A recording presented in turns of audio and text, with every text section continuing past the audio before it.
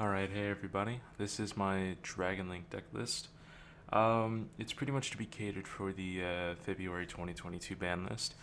Um, and personally, in my opinion, I feel like this is the best deck that you could probably be playing. Uh, that is not Phantom Knights. So, this is probably tier 1 or closer to best deck of the format, besides the Phantom Knight Brave token engine that you keep on seeing in the dialogue with DPE. So we're gonna get straight into the main deck here. We play 3 Safer. This is a mandatory normal summon that you must play. I've seen builds cutting it down to 2 or almost 1 because of Chaos Base, and they want to be playing more black metal, to play through Droll or other things like that. Um, Here's the thing.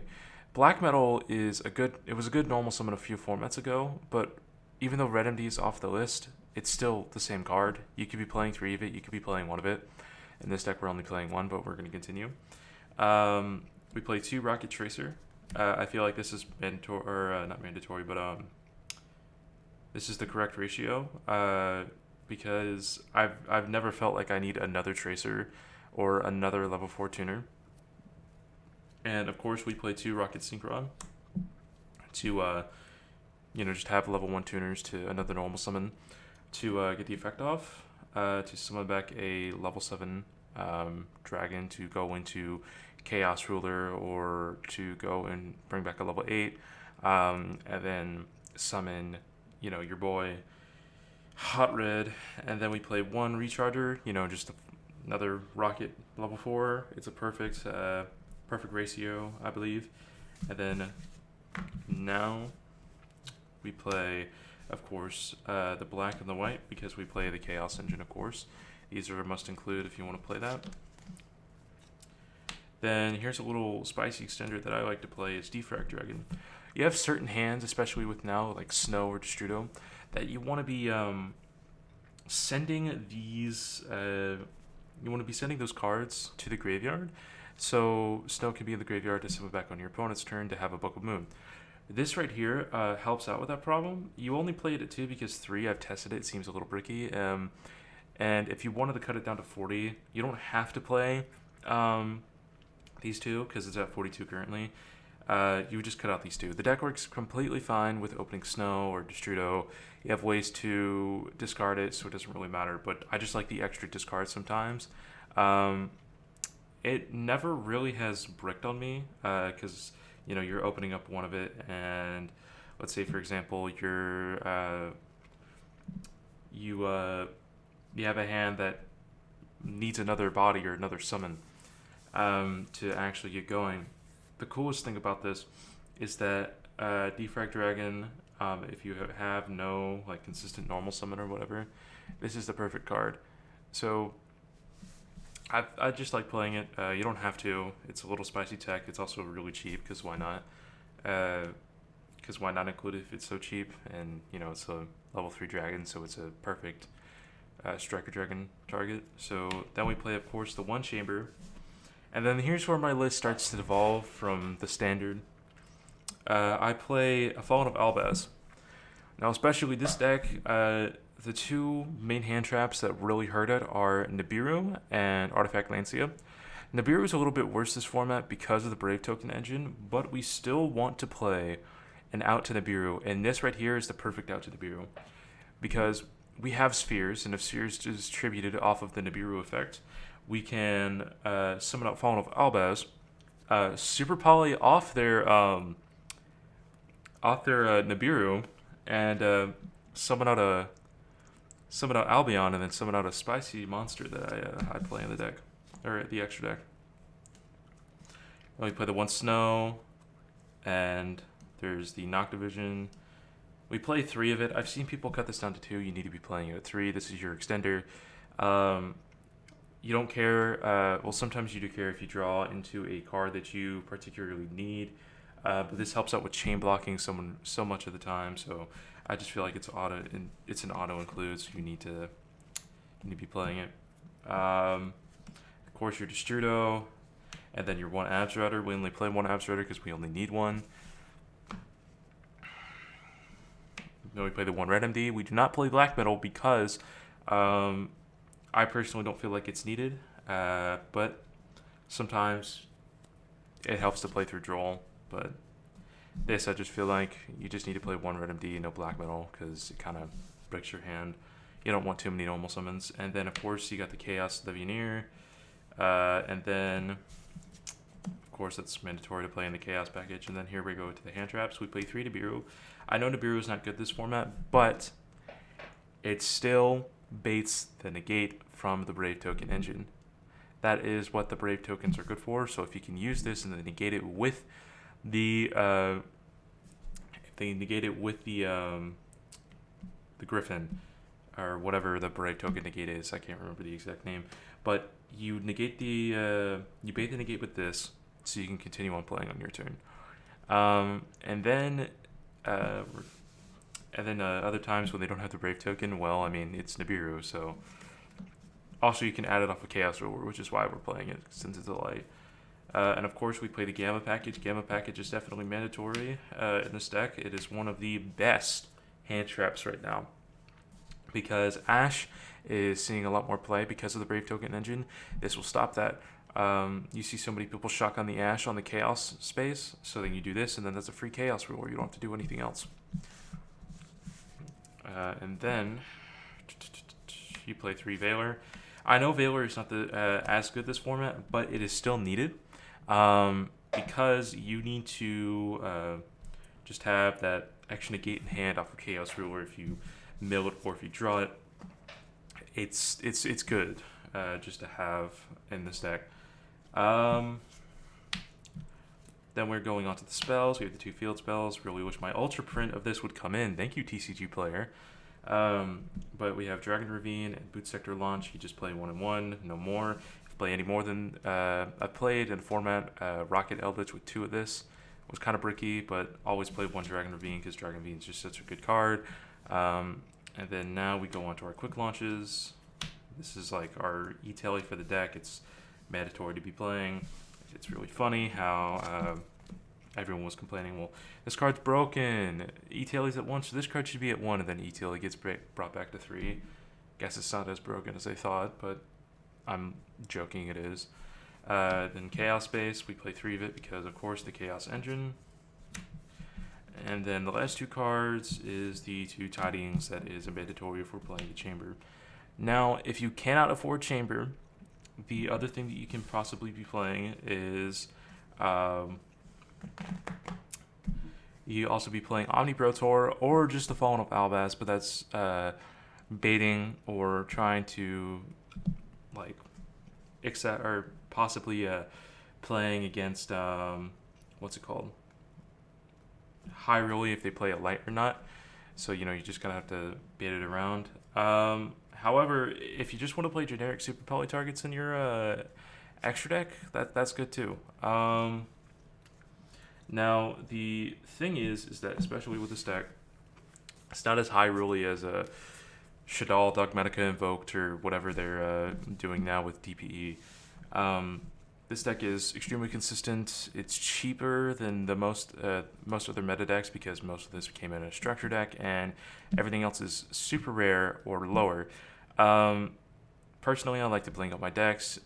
You can just get these for like super rares or commons, and the deck is still going to do good. So, that's because it ain't flashy does not mean it's not going to work the same. But now we're going to move on to the extra deck here. We play 1 Striker Dragon. We are not playing Pisty because, honestly, if you saw that I was not playing the continuous spell, which if you wanted to take out Defrag Dragon to put in the continuous spell, you can, but I would still not play Pisty. Yes, Pisty is another Link 1 that you can go into, but you're just wasting a spot in your extra deck for Link 1. Our Link 1's broken, yes, because it's just 1 monster and you can go into the extra deck, but I do not like to play cards that give me no beneficial gain in the game that I'm playing in. So we're playing 2 Spheres. 2 Spheres is kind of the norm. I have been thinking about bumping it up to 3, but that just seems like too much.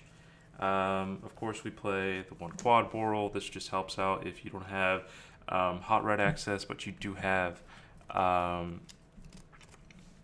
savage access. So you just make this, and then pop it, and then summon back the two, and then you have a Link 2 engraved. So you have a savage, and most likely a spheres. Then you play Romulus. You have to, since we're playing Dragon Ravine. It's just a good Link 2 to go into.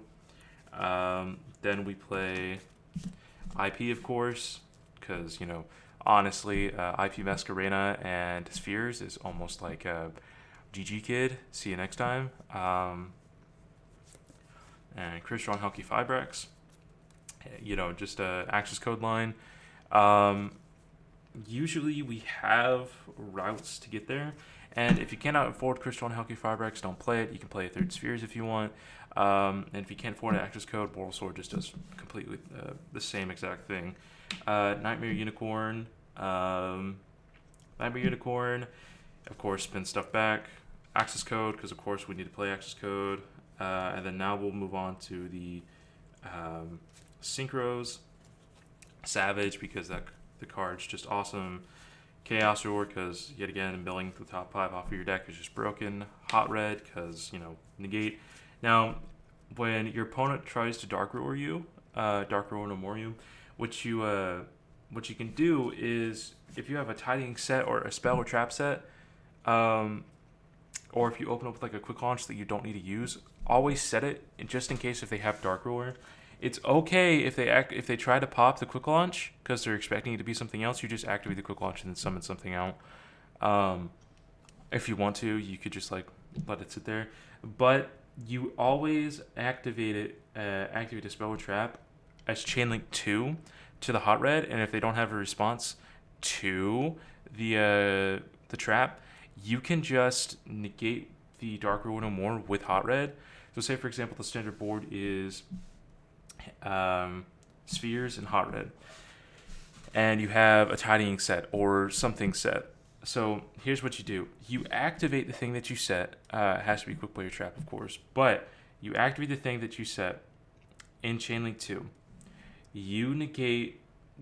You activate the thing, and then you negate, or you activate the spell trap, and then you activate hot red if they have no response to negate Dark Roar no more. Then that makes sure that your last spin is alive, so it's going to be okay. Most people, surprisingly, can't play through Spheres in like 2 hand traps, so pretty nice. And then now the last synchro is Shooting Riser. My Shooting Riser won't come through the mail because DCG players funny.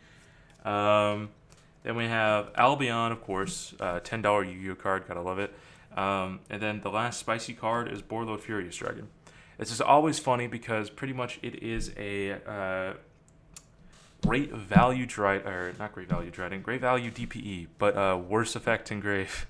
Of course, you can summon back any like Dark Link Dragon, so it can summon back a Quad Boral or Striker Dragon, or IP if need be. But the thing is that this card right here is pretty funny to summon out. So if they it also helps the mirror because they're trying to bait the Spheres balance because that's what they know that they really can't play through, especially if you wait to the battle phase. But they try to force it out. You let them force it out. You summon this guy and then they can't play through it because he's 3,000 and he just pops the fusion. The Albion, so it's really funny. That's why we play Fallen of Albaz. It's not bricky because it's a level 4, also another level summon if that worst case scenario, also another discard in worst case scenario. So it's really fun. I've never bricked on Chamber or Fallen of Albaz. I feel like just having 2 targets is what we should be doing now, especially playing at 42. And of course, if we cut out the Defrag Dragon, it's completely fine. But I feel like it's perfect. That this is like what the deck should be trying to strive for. You don't see an Appaloosa line because, you don't need it. People are still playing Forbidden Chalice, Forbidden Droplet, and Infinite Impermanence over Effect Veiler and stuff. Appaloosa right now is not good, especially in this deck. If you're going to make Destrudo to summon Shooting Riser, you better be sending a if you're going to make Shooting Riser by summoning Destrudo, make those 4,000 life points count. Because we're paying half to essentially get a Book of Moon potentially twice on our opponent's turn. And we need to make that count. So, pretty much, if you want the standard board, or if you want a new kind of board to end on game 2 or game 3, instead of like Hot Red or Spheres, what you do is you summon Shooting Riser by dumping Destrudo. Or, well, no, you do this in game 1, but in game 2, you do the Hot Red and Spheres. But game 1, you do IP with the Fairy Tale Snow engrave and Spheres. Spheres and IP and Fairy Tale Snow engrave. That is potentially 2 Book of Moons, a spin, a bounce, and if they're playing lights or darks, or if it's a mirror, you also have access to this. Of course, that's some speculation, and Fallout of Albaz is a little bit of like one high rolly card, but it's still a dragon type monster, so it's completely fine. It synergizes with the deck. Pretty much every single game that I play this in, this deals with Drytron in its own very special way. It deals with pretty much any light deck in the format. Also, it's just funny. So, I personally like it. Hope you guys like it. Now we're going to go on to the side deck. I don't particularly like showing my side deck most of the time, but it's whatever. It's going to be pretty generic. So, side deck wise, we are actually playing 3 Infinite Impermanents because sometimes Veil is just not enough, and we also need to play more board breakers going second. This is a perfect board breaker. Then we play Harpy's Feather Duster. Just a one-off board breaker. Spell and trap removal, why not? 3 Droll and Lockbird because it shuts down a lot of turns. This format, Droll and Lockbird is always good when there's a lot of decks in the format that search a crazy amount.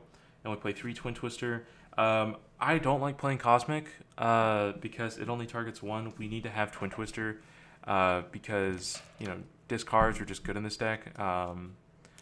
And I especially just like this card because it can pop to up to, and people are so confused that you need to, it's not popping, it has to pop to, it's up to, so you can just discard 1 and pop 1, even though it's a neg 1, but at the same time, your opponent could, set 2 skill drains or two problem cards you can't get around, summon limit. So that's why we play it. And then, of course, we play the 3 Lancia. Helps in the mirror, also helps a lot in a lot of other decks that banish. Pot of Desires makes you cry because it's at 1, so it's pretty unfortunate. And we play 2 Triple Tactic Talents. Yep, this card definitely has me win some games. Of course, it's board breakers, so we play that.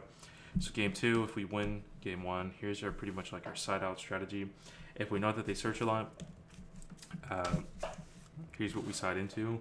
We keep the Nibiru in because they know that we'll probably be going second, or we know that we're most likely going to be going second. And plus, even if we just if they make us go first and we sit on Spheres with the Nibiru in hand, that's completely okay. So pretty much what our siding in strategy to do is play 3 Infinite Impermanents, 3 Droll and Lockbird, 3 Twin Twisters, and we don't need TTT if we're going to be going first in game 2, because that's really just a game 3 card. The reason why it's a game 3 card is because you're still not really knowing if your opponent has any monster effects on your turn. And plus, if they force the Nibiru on our turn, we have Spheres up again. That's it's perfect. So we have Infinite Impermanence, Droll and Lockbird, and Twin Twister.